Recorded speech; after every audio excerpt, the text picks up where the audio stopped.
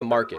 So once the 4-hour candle closes up, you can see now it's 10 a.m. on the nose, and boom. So this is what the current 4-hour candle looks like, just to make more sense for you guys. There you go. So the old one, the low, and the high. We are now running that H4 low. Remember what we talked about at the beginning of this video.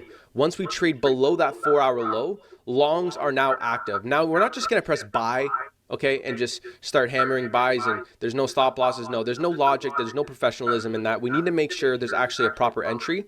This is providing us the time to take entries, which is debatably even more important. Back to the lower time frames we head. What can we see on the left-hand side over here? Price has left a liquidity block for us. Okay, and I can mark it all out just like this.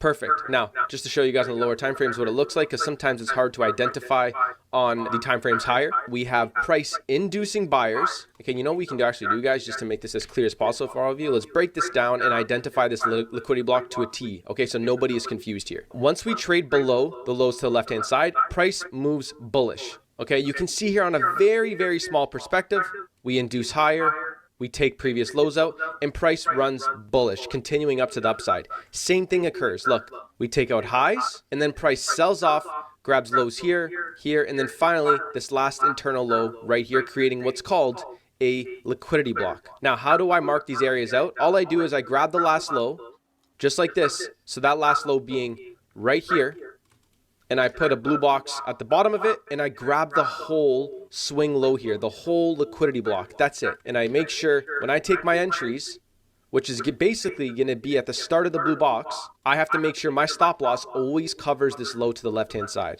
Okay, so here we go. Entry just like this. Stop loss is going to be below the low to the left-hand side always, because remember the logic behind these lows. No liquidity. That's the entry. You guys already know from previous videos, the entries are repeatable. The entries are the same. Nothing ever changes.